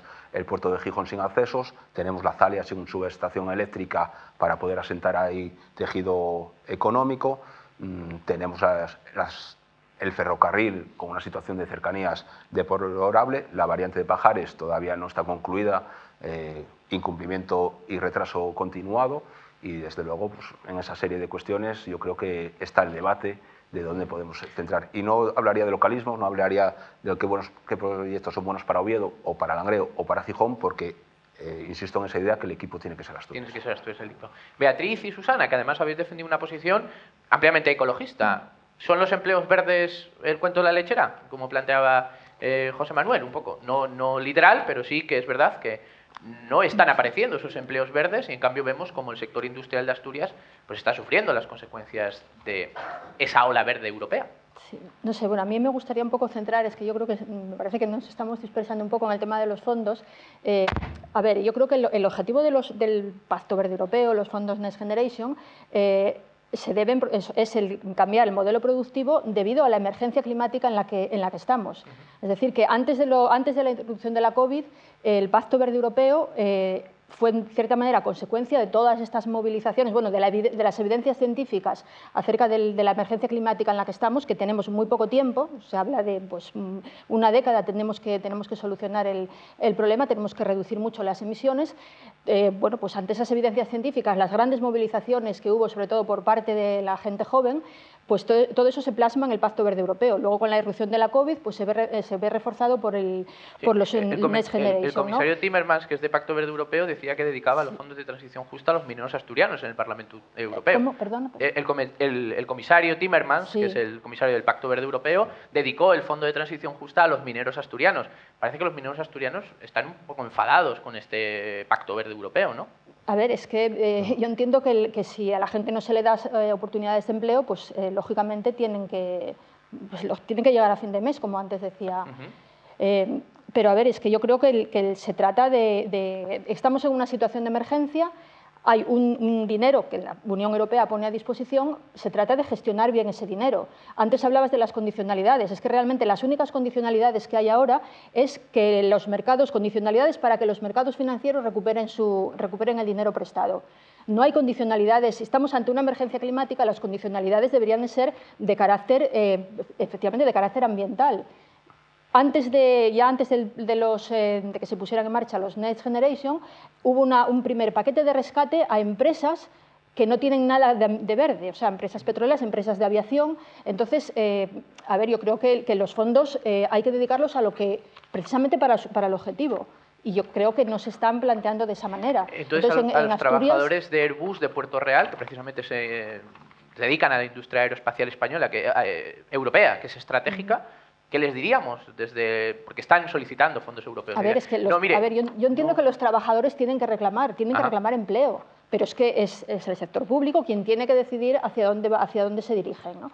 Entonces, en el caso de Asturias, tenemos una reconversión importante porque se han cerrado muchas térmicas. Bueno, pues los fondos europeos tendrían que dedicarse a paliar a generar nuevos empleos.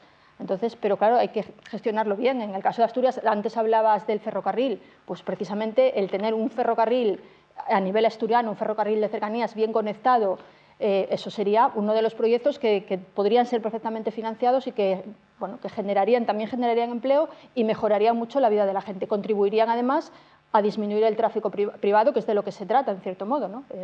La reducción de emisiones va también por una movilidad sostenible, ¿no? Por impulsar una movilidad sostenible. Una de las propuestas que Ecologistas en Acción ha presentado o que pretende que puedan ser financiadas con fondos europeos es la renaturalización del río Piles. Sí. ¿Qué nos puede decir de eso? Sí. Bueno, pues, ¿Qué productividad puede generar en la ciudad de Gijón con, no sé, la tasa de paro ahora mismo? A ver, la renaturalización del río Piles sería un beneficio para toda la población de Gijón. De hecho, es que ya los proyectos de restauración fluvial es algo que ya en prácticamente en gran cantidad de ciudades europeas se están llevando a cabo porque mejoran la vida de la gente. Es decir, se mejora el medio ambiente y con ello también la posibilidad de disfrute para las personas. Es decir, y además tiene también efectos positivos, por ejemplo, pues frente a las inundaciones. El tener un cauce renaturalizado, un cauce natural, actúa también como mitigación frente a los procesos de inundación. Entonces, claro, aquí hay una polémica importante porque está la práctica deportiva frente a lo que es la renaturalización del río. Pero bueno, creemos que los intereses sociales tienen que primar por encima de los intereses privados, cuando encima hay alternativas, ¿no? Para remar y para navegar hay otras alternativas, no tienen por qué ser el río Piles. Imaginemos en un ejercicio de abstracción que el presidente Barbón, después de esta charla, descuelga el teléfono y llama a Susana y le dice: Susana, me gustaría que encabezaras el comité asesor para los fondos europeos. He visto el debate, me ha gustado tu posición, pero me gustaría que me concretaras en qué podríamos gastar de manera eficiente, textualmente cito tus palabras, de manera eficiente los fondos europeos en nuestra comunidad. Quiero que formes ese team Asturias del que habla José Manuel. ¿Qué harías? Bueno, si me llamase Barbón y me preguntase, le diría que no. ¿Le dirías que no? No, sí, por supuesto, le diría que no. Oye, Ana Carcaba le dijo que sí, yo le diría que no, encabezaría... ¿No querrías participar del Team Asturias? Del Team Asturias sí, pero a mí me gusta hacer cosas que domino la tarea y ejercicios de ignorancia, que lo hagan otras personas. Pero quiero decir, te voy a contestar a tu pregunta. Perfecto. A Barbón le diría que no. A ver, por lo que os he comentado, las que generan empleo son las empresas. Eso está claro. O sea, y yo soy funcionario público de la Administración General del Estado, por lo tanto, a mí no me van a venir los fondos Next Generation. En ese sentido, el tejido productivo y las empresas pueden estar tranquilas porque van a llegar a ellos. Y además es a quien tiene que llegar, porque las empresas son las que crean riqueza y empleo. Totalmente de acuerdo, eso no se discute, igual que no se discute el nivel de endeudamiento de los gobiernos o del Estado español. Bueno, José Manuel lo ha discutido parcialmente. Bueno, vale. Con el ejemplo de Sáhara, pero bueno. Pues me parece muy bien, pero quiero decir, estoy de acuerdo con eso y es así. O sea, evidentemente lo genera dentro de una sociedad, pero hay que darle las condiciones para que sea así. Yo creo que el presidente de la COE, y además lo reclamó, que se utilicen esos fondos para lo que acaba de comentar Beatriz, yo creo que se alegraría, con lo cual, evidentemente, la mejora del transporte es que es uno de los grandes problemas que tenemos. Luego, la respuesta de Barbó, o sea, que vayan a la línea de sostenibilidad y la línea de mejora del transporte, de las infraestructuras. En Asturias a mí me parece fundamental. Sí, lo que ¿Quién pasa es que discute en eso? 2013 las cercanías por el cuarto paquete ferroviario europeo hay que liberalizarlas. Por tanto, entonces, ¿qué plantearía al gobierno de Barbón? ¿Dar más dinero a empresas para que de manera competitiva vertebren Asturias, cercanías? No hay ninguna inversión así que en estos momentos diga, invertiría y plantearía una gran cantidad de estos fondos que nos van a venir. 2, 3 ideas. 195 proyectos que se han presentado al gobierno del Principado. ¿Alguno le gustará más o ha escuchado? Se habla mucho del hidrógeno. ¿Confía usted, por ejemplo, en el hidrógeno? A ver, el hidrógeno evidentemente es una alternativa, pero a mí todo lo que vaya en la línea de la mejora del transporte en nuestra comunidad a mí me parece fundamental, una reclamación también del empresariado. O sea, si no estamos conectados. Y luego todo lo que es la salida energética, o sea, a mí me parece extraordinariamente importante. La alternativa a energías limpias a mí me parece fundamental. Plantas eólicas. José Manuel, Sí. el sindicato sois muy críticos con esa posición. No, es complementaria. Nosotros, no me gustaría que quedase ese titular de que es el cuento de la lechera. Nosotros nos lo creemos y en Asturias hay 5.000 personas, 5.000 trabajadores y trabajadoras que ya trabajan en empresas que generan todo tipo de componentes en energías renovables para el conjunto a nivel mundial, a nivel internacional, son punteras y hay que potenciarlas y hay que ayudarlas y estos fondos europeos están para eso y hay que apostar por ello. Lo que estamos diciendo es que eso no puede ser contradictorio con mantener el empleo hasta que nuestras empresas tradicionales tengan el tiempo suficiente para ser más modernas y más sostenibles. Y yo creo que es razonable. A partir de ahí, creemos fundamentalmente que tenemos que aprovechar también de nuestras debilidades, hacer fortalezas. Asturias es una región muy envejecida, pues en el entorno de la economía plateada hay sectores y hay proyectos que pueden ser necesarios, como es potenciar una red del servicio de atención a la dependencia más moderna y con nuevas formas de hacer. Generar también oportunidades para la natalidad. Tenemos una red de escuelas de 0 a 3 que hay que universalizar. Cuestiones relacionadas, por ejemplo, con la conectividad que antes me refería o todo lo relacionado con la movilidad sostenible. En Gijón tenemos un parque tecnológico muy potente que hay que apostar. La universidad tiene que apostar también por recibir recursos de los fondos europeos para generar investigación, desarrollo e innovación. Cuestiones relacionadas con la sanidad, la Azalia que mencionaba antes, o los puertos, o la modernización de la acería, son proyectos que son susceptibles de presentarse, que se deben de presentar desde esa colaboración, algunos pública-privadas y otros públicas. Guillermo, ¿no crees que Asturias se está quedando un poquito atrás? Porque sí que es verdad que conocemos, por ejemplo, Extremadura está pugnando muy fuerte por la fábrica de baterías de litio, de materias raras. Castilla y León tiene proyectos también en ese sentido, por no hablar de catalanes y vascos que son punteros por su propio modelo territorial y también pues, por determinadas fijaciones fiscales y de otro tipo también. ¿Por qué no decirlo? Yo creo que estar más a la altura en determinados momentos el empresariado vasco y catalán con el desarrollo de su tierra, pero es verdad que rápidamente, cuando hay cierres industriales en Cataluña, por ejemplo, rápidamente se habla ya de fondos europeos. Es más, hay un proyecto muy interesante para la zona del Puerto Franco en Barcelona, con fondos europeos. ¿Qué te parece? ¿Crees que Asturias estamos perdiendo el tren? Y permitirme el símil ferroviario. No me corresponde a mí responder a esa pregunta. No te corresponde en el sentido de que no crees. Yo sí que creo que Barbón llama más a la FADE que a Susana, pero por eso lo planteaba. A mí no me corresponde decir si se está quedando atrás o no, entre otras cosas, pues no tengo la responsabilidad.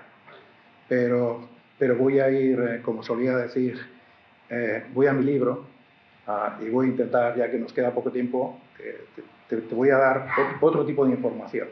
Mira, de los fondos europeos de los que hemos venido hablando todo este tiempo, España, que es quien va a gestionar los fondos, pues dice que para el desarrollo de la agenda rural y urbana, para luchar contra la despoblación y el desarrollo de la agricultura, va a asignar el 21% del total, que son 14.500 millones de euros. ¿No? Entonces la pregunta es, ¿a cuánto va a aspirar Asturias de esos 14.500? El segundo relevante es todo lo que son infraestructuras, que también hemos estado aquí comentando. Bueno, ¿cuántos nos corresponderán en Asturias y cuánto tenemos? El siguiente, que está con la formación para el empleo, la educación, son 7.300 millones los que valen, ¿no? Entonces, yo creo que el quinto lugar está la transición justa, que son 6.400 millones. O sea, la cantidad de dinero que teóricamente va a llegar de Europa, va a gestionar España y que tendríamos que estar debatiendo nosotros de todo este dinero, cuánto hay.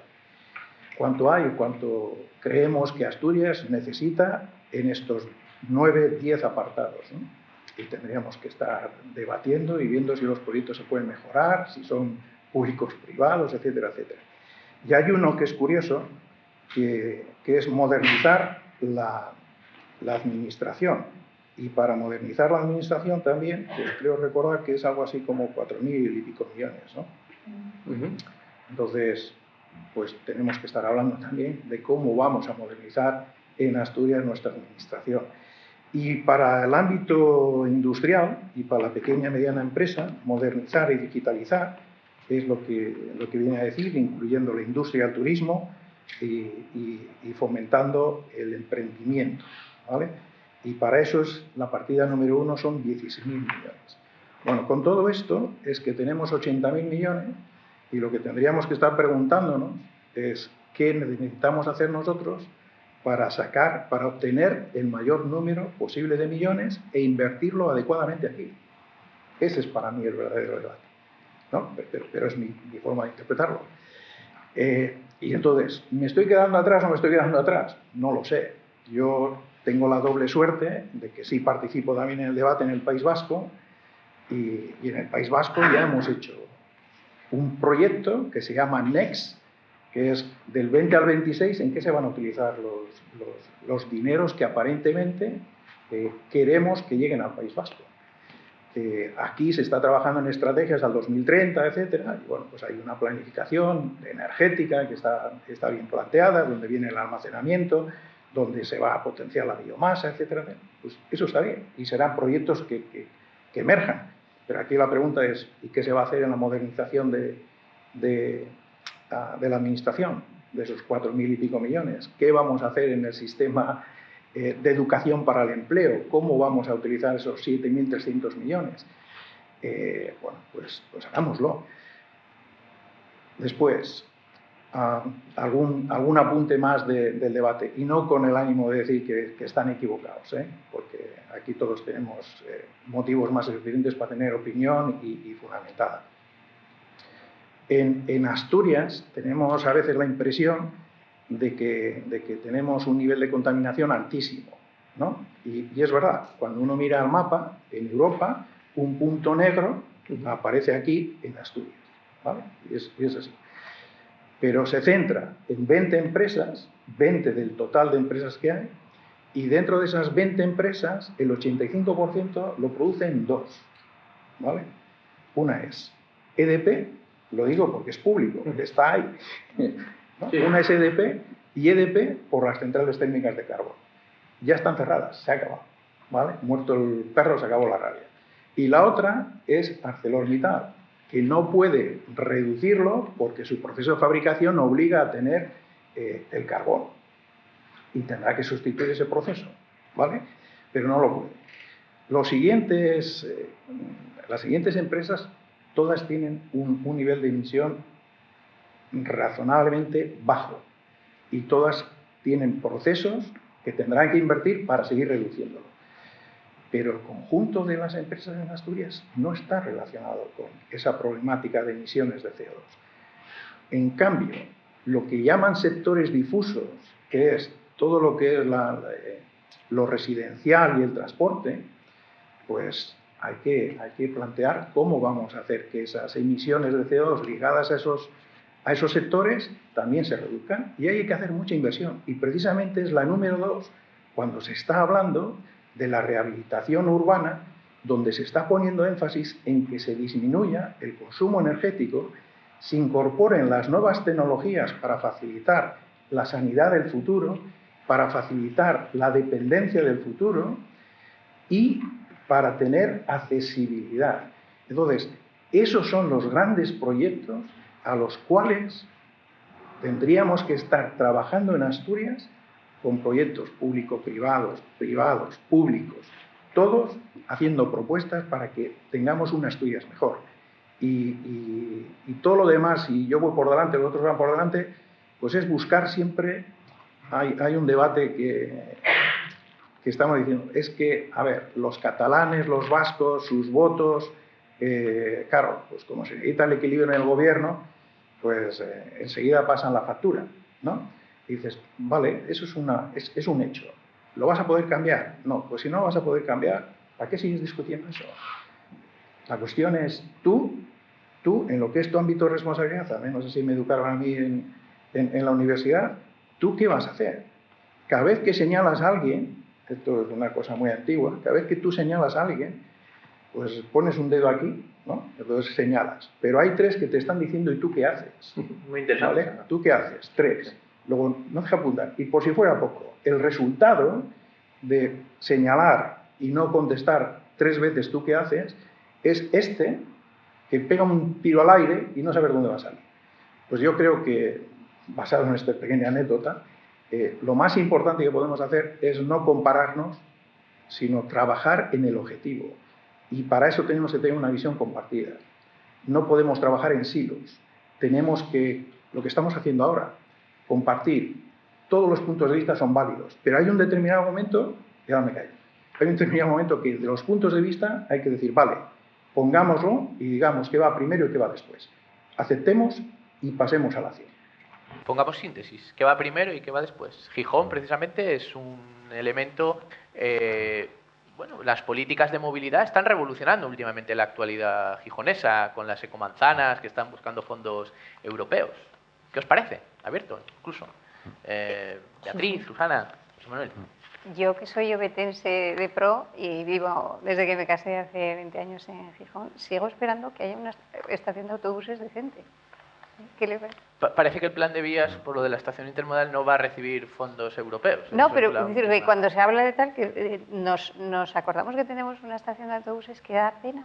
Dice, por esa gente, traje a la amiga alemana y vino en autobús y dice, pero yo creí que Gijón era una ciudad importante, porque se encontró con eso. Es un shock al que nos hemos acostumbrado, ¿no? Pero mi marido aquí presente era pequeño y se empezaba a hablar de que había que cambiar la estación de autobuses. El del Alsa dijo que no sé qué porque el edificio... es impresentable. Que somos Acabo de poner un ejemplo, sí, porque es lo primero que se me viene a la cabeza. ¿Cómo es posible, no?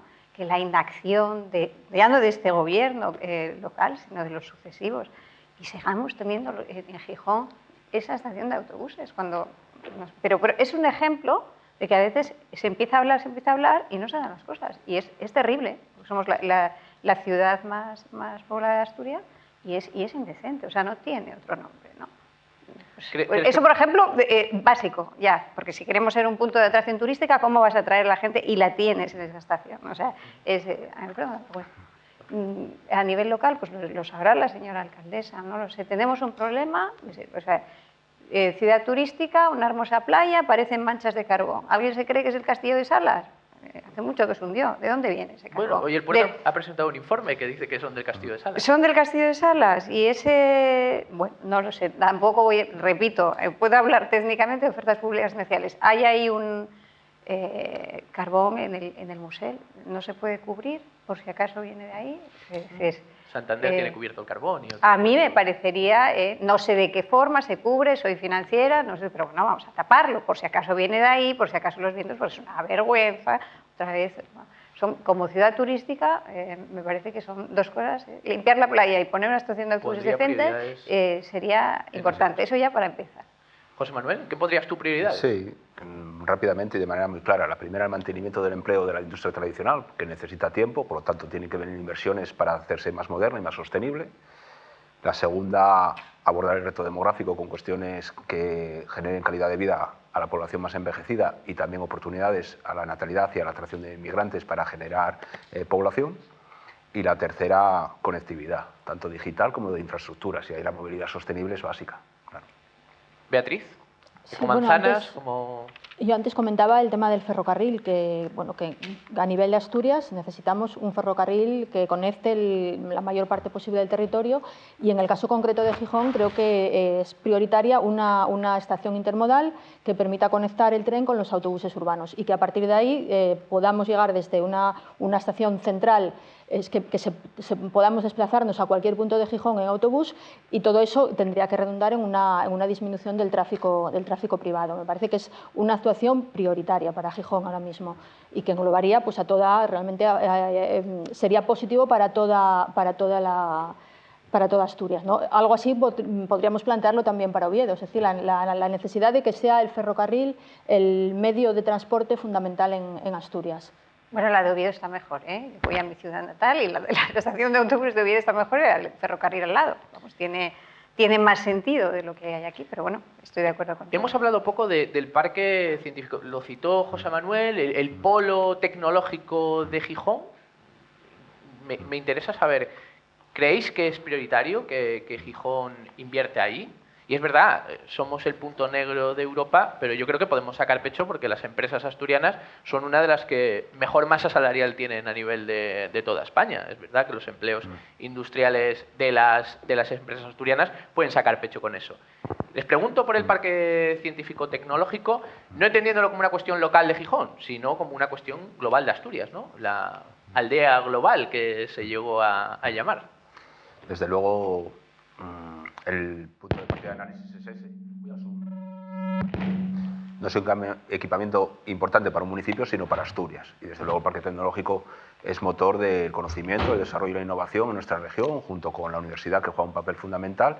Y nosotros tenemos puestas pues, muchas esperanzas en esa agencia de ciencia e innovación que hemos acordado en la concertación con el Gobierno regional y patronal, que debe ser el paraguas sobre el que se dé una coherencia a todo lo relacionado con la inversión en desarrollo e innovación y proyectos europeos. A mí me consta que va a haber relacionados con esa materia porque tenemos mucho talento en nuestra región. Guillermo, sobre el Parque Científico Tecnológico, una joya del empresariado asturiano también. Sí, es así. Suscribo lo que ha dicho. Aquí el enfoque es cómo vamos a seguir adelante con el concepto ciudad-región o el área metropolitana, como se dice aquí, que daría muchas respuestas a los temas que hemos estado comentando, ¿no? Es decir, dónde tenemos que poner, qué sistema de transporte interno vamos a tener que llevar, olvidarnos de los coches, hacer otra movilidad, e inclusive cuál es el campus de excelencia y cómo tienen que estar los centros tecnológicos que están desplegados, porque el centro tecnológico también está en Gijón. En Avilés pues le llaman el polo del acero o la manzana al acero, pero no deja de ser también un polo tecnológico de innovación, etcétera, etcétera.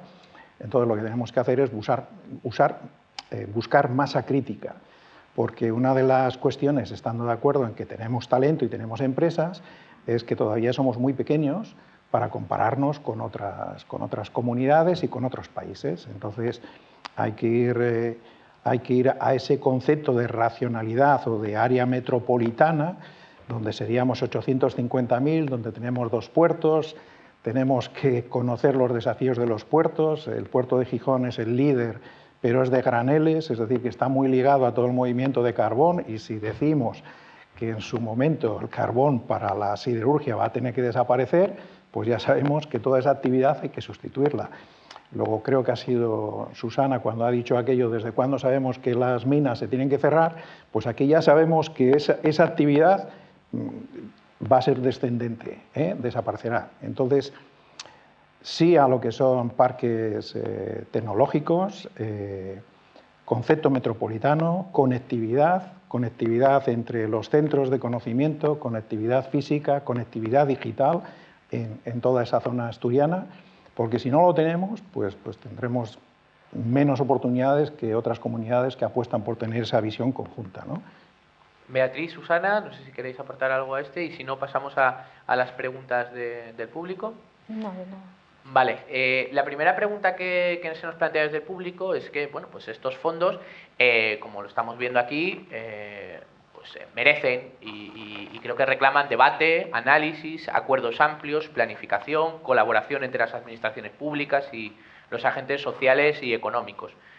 ¿Qué se está haciendo en Asturias en este sentido? Sois personas que estáis en la actualidad, que conocéis bien la actualidad. ¿Qué creéis que se está haciendo en Asturias en este sentido?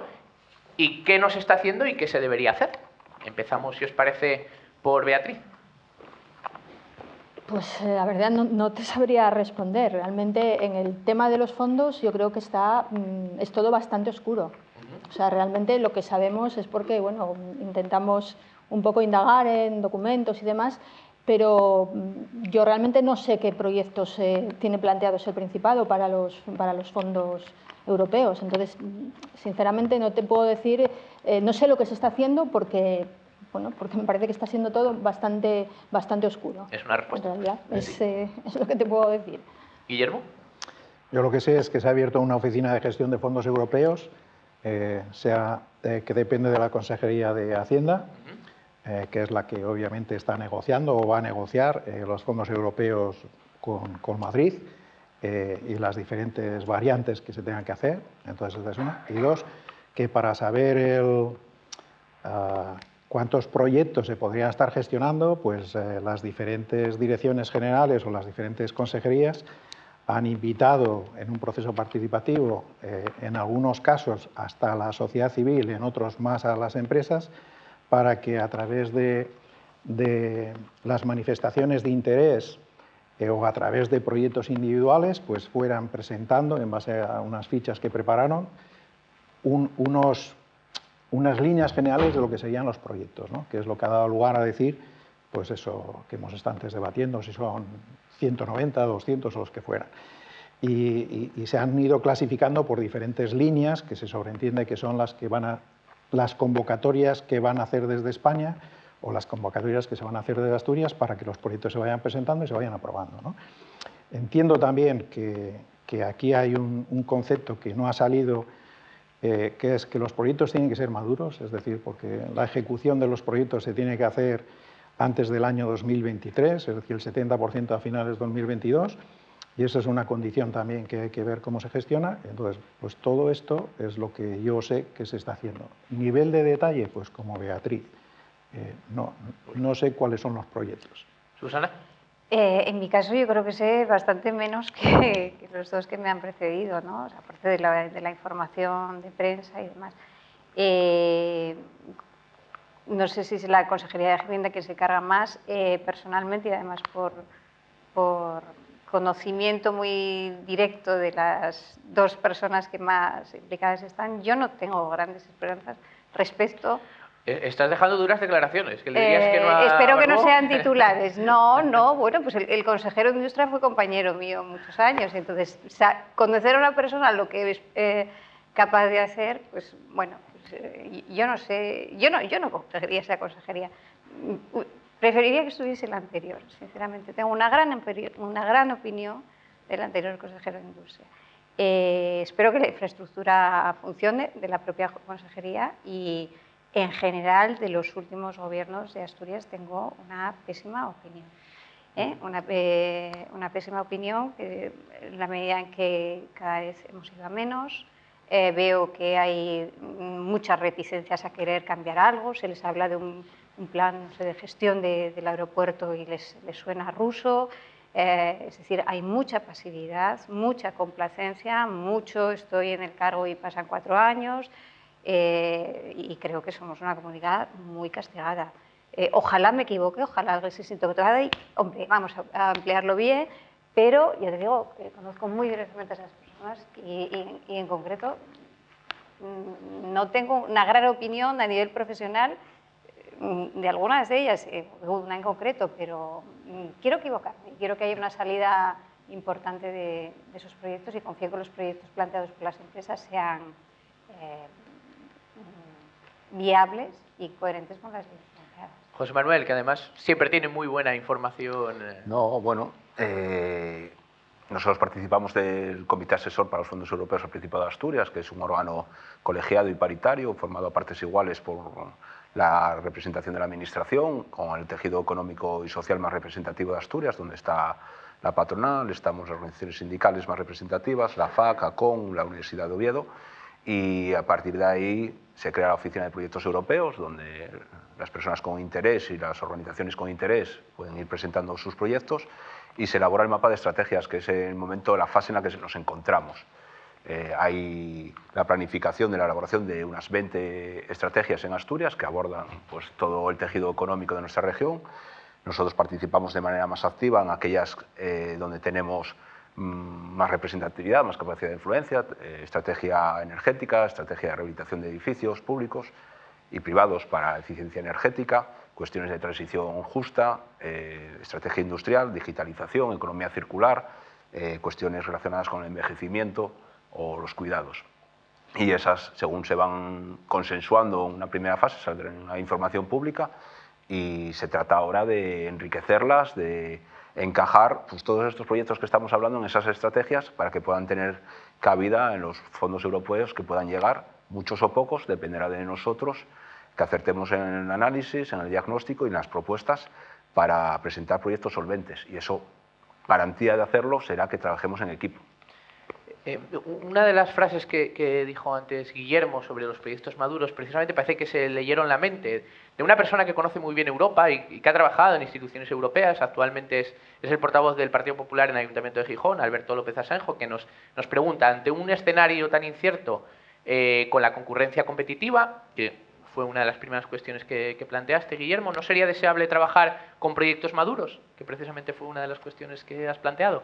Es que es una condición necesaria si queremos optar a la primera adjudicación que se va a ir haciendo. Es decir, aquellos que tengan un ciclo de implantación más corto y que tengan capacidad tractora, es decir, que movilicen a las pequeñas, medianas empresas y que obviamente generen mayor cantidad de empleo, esos van a ser los prioritarios. Entonces, sí, tenemos no solamente que levantar cuántos proyectos tenemos y cómo los vamos encajando, como ha dicho Zapico, en esas diferentes estrategias, sino que la primera, bueno, pues ya sabemos que de los 70.000, 80.000 millones que estamos hablando de los fondos europeos, que son transferencias que esperemos que lleguen a partir de julio, creo que has dicho al comienzo de tu intervención, pues de alguna manera en los presupuestos generales del Estado ya tenemos 21.000 incluidos, ¿no? Entonces, esto, vengan o no vengan, ya van a empezar a salir las convocatorias, entonces los proyectos tienen que estar en un nivel de ejecución o con un plazo de ejecución muy corto. Todo lo que sea a medio o largo plazo, pues no pasa nada, entrarán en siguientes, pero no van a ir a la primera asignación. ¿El resto crees que hay algún proyecto maduro? Planteabais muchas dudas sobre la opacidad de los fondos. ¿Creéis que puede haber algo maduro para que...? Hombre, desde luego la colaboración público-privada, las empresas tienen sus ritmos, sus tiempos y sus discreciones. Y a mí creo de manera razonable que se están presentando proyectos directamente incluso al Ministerio sin pasar por el Gobierno regional, dada la envergadura de algunas multinacionales que tenemos en Asturias. Lo veremos. Yo no creo que haya que hacer saltar las alarmas, no comparto las prisas, no son buenas consejeras. Yo creo que hay pues mucho de electoralismo en esas posiciones que vemos en muchos titulares de prensa por qué comunidad autónoma presenta más proyectos o de manera más ágil. Yo creo que gato blanco, gato negro, que cace ratones, que vengan inversiones para Asturias y estamos a tiempo de hacerlo bien.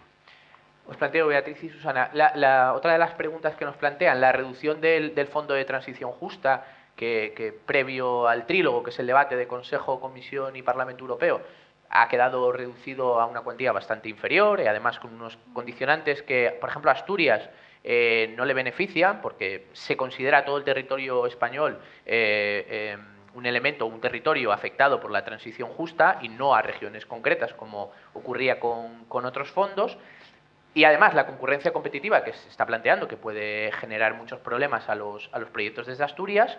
¿Os parece que la estrategia y los proyectos que se han venido anunciando, o al menos que parece que se van a presentar, van por el buen camino o vamos directos al desastre?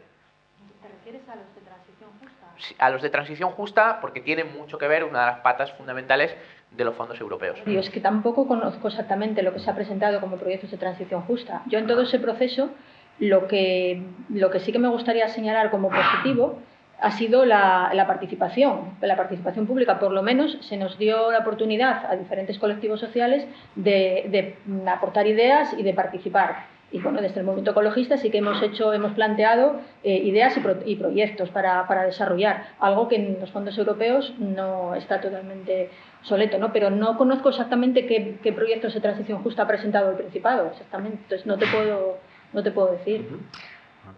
Yo estoy peor que Beatriz en ese sentido. Lo que sí pienso es que si hay, digamos, una cabeza, o dos, o tres, bien amuebladas, en quien desde a nivel central gestione eso, tiene que darse cuenta de la diversa situación de las regiones y que la situación en Asturias, en este tema que planteas, no es la misma que en Mallorca. Entonces, necesariamente tiene que haber fondos para nosotros en ese sentido. Si dentro de nuestra diversidad, con proyectos mejores o peores, se tiene en cuenta cuál es esa situación en Asturias, yo creo que deberíamos recibir más fondos que otras comunidades, ¿no? Y en ese punto en concreto y luego el tema del modelo industrial y demás. Entonces, quiero creer que vamos a salir bien parados.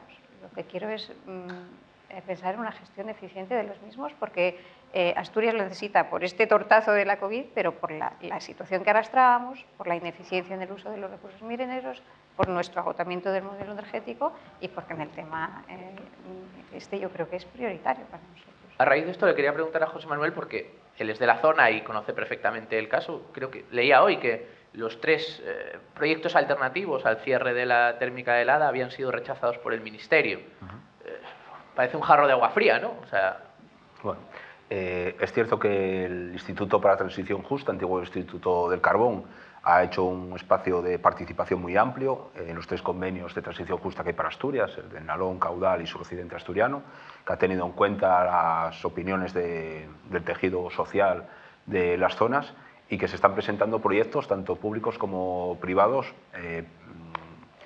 que se han hecho públicos y parecen todos muy razonables y que están muy pegados a la realidad y a los recursos endógenos de las zonas, ¿no? Desde cuestiones industriales a turísticas.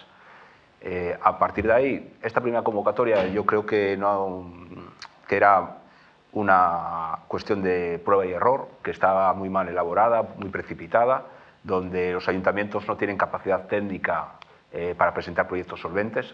Creo que es la principal conclusión que tenemos que sacar de esta primera convocatoria, que era muy poco dinero para solo aquellos municipios con centrales térmicas de carbón que vayan a cerrar, no recuerdo las cifras, pero era una cuantía muy pequeña que tiene que servir como ensayo para saber lo que hay que presentar. Y a partir de ahí, sobre todo, la conclusión sería que los ayuntamientos necesitan asesoramiento técnico del Ministerio, de las comunidades autónomas o asesoramiento técnico externo para presentar proyectos solventes. Y el grueso de las convocatorias llegan ahora, con lo cual no estaríamos excesivamente preocupados, más allá de que se ve que hay que hacer los deberes, que hay que ponerse a estudiar. Pues ha sido un auténtico placer poder compartir estas casi 2 horitas de debate. Quiero recordar, antes de daros un minuto final para que lo podáis utilizar en el entorno de los fondos europeos, como pues igual una llamada al optimismo o a los planteamientos, por si acaso está escuchando Barbón o Ana Cárcava. Recordaros que para salir tenéis que utilizar la salida de la izquierda, la salida de emergencia, y que intentemos salir un poquito ordenados por filas, por todo aquello de que se han cumplido las normas sanitarias de una manera excelente. Quiero dar las gracias al público también por hacerlo y vamos a terminar las cosas bien. El orden lo realizo de forma descendente a como empezamos. En este caso empezaría Susana y... Perdón, empezaría José Manuel y cerraría Susana. José Manuel. Vale, pues como conclusión nuestra que hacemos y que trasladamos es que los fondos europeos son parte de la solución, que son una oportunidad que hay que aprovechar aprendiendo de los errores del pasado, control, complementariedad, coordinación de las administraciones, planificación del territorio, que nos la jugamos en la cuestión de la concurrencia competitiva presentando proyectos solventes y ahí es fundamental la colaboración público-privada, es fundamental una administración menos burocrática y que haya cohesión territorial desde el conjunto del Estado y para eso el Gobierno tiene que establecer equilibrios. Y sobre todo con la idea de que Asturias sabemos hacer bien las cosas, tenemos talento, tenemos conocimiento, tenemos experiencia, polos de innovación muy potentes y lo que necesitamos es que se nos dé una oportunidad y a través del diálogo social, que es la suma de voluntades que multiplican resultados, tendremos más expectativas de futuro para la gente que viene detrás de nosotros. Muchas gracias, Manuel. Guillermo.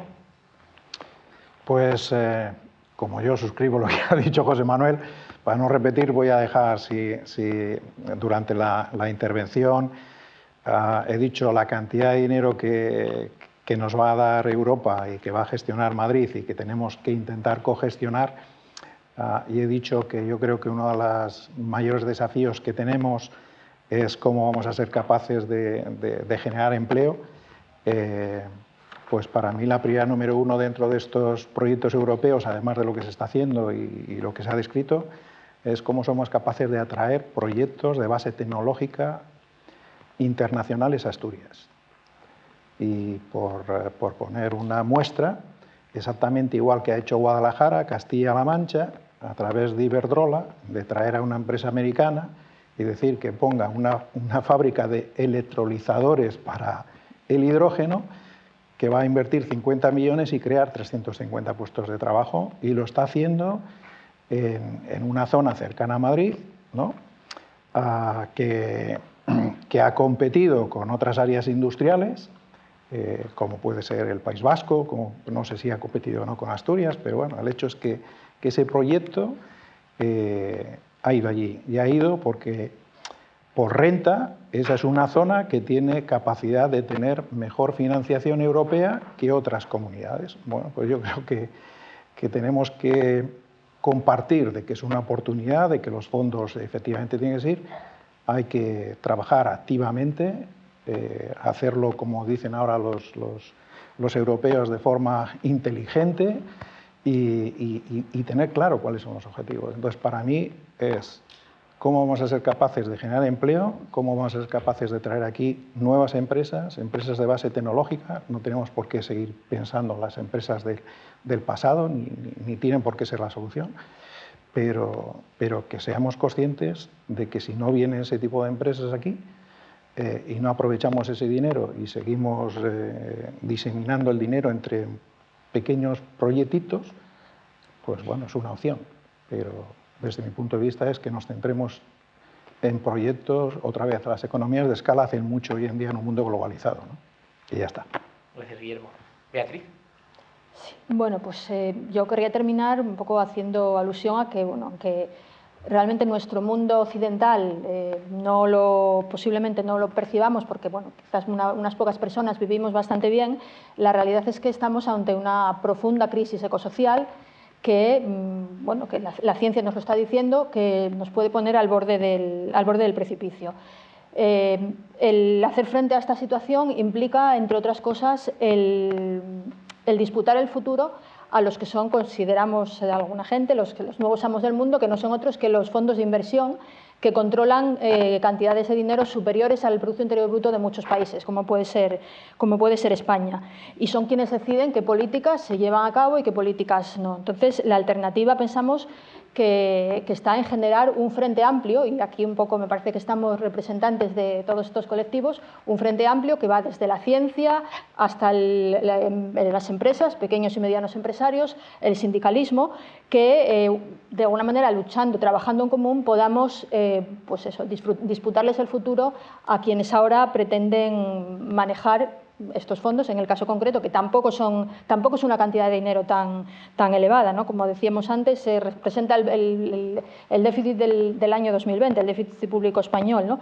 Pero que creo que sería un primer paso para poder de verdad alcanzar esa transición ecológica que necesitamos. Es decir, que yo un poco ahí lo dejo, porque me parece que debemos de unirnos todos estos sectores sociales y hacer frente a esta situación.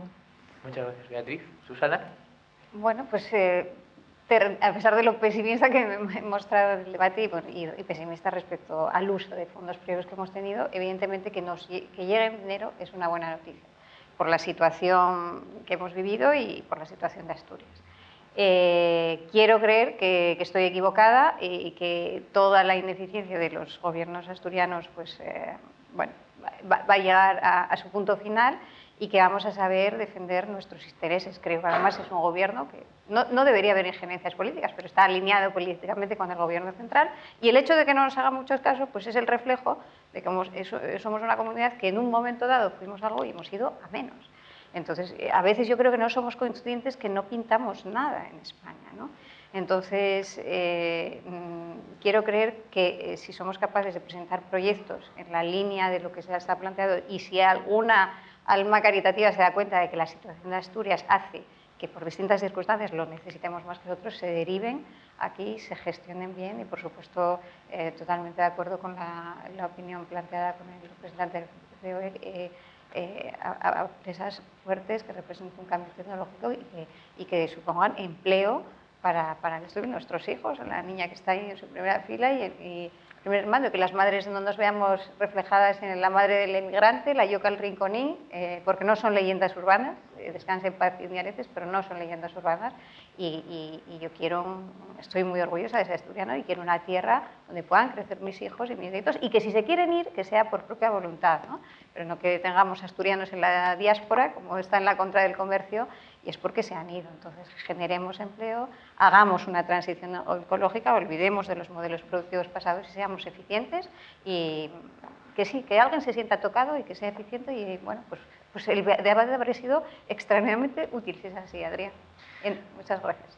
Pues agradeceros nuevamente la presencia como ponentes, las facilidades que habéis demostrado, al público su presencia, disculpar los errores que haya podido cometer como moderador, la verdad que he estado muy cómodo, y yo creo que con esa aportación de los sindicatos, de la patronal, de la universidad y de la sociedad civil organizada, y aquí lo ejemplificáis con lo mejor de la universidad, con la primera fuerza sindical de Asturias, con la patronal y con Ecologistas Nación, que a mi modo de ver y con cierta humildad sois una de las entidades más activas y que yo creo que con más honor debéis llevar esa etiqueta de sociedad civil organizada, no solo en Asturias, sino en toda España. En ese sentido, muchas gracias. Y la verdad que yo creo que si conjugamos toda esta fuerza, todo este talento que habla José Manuel, vamos a tener esa Asturias más ecológica, más digital, más resiliente y mejor adaptada, que es lo que plantean estos fondos Next Generation. Muchas gracias y hasta luego.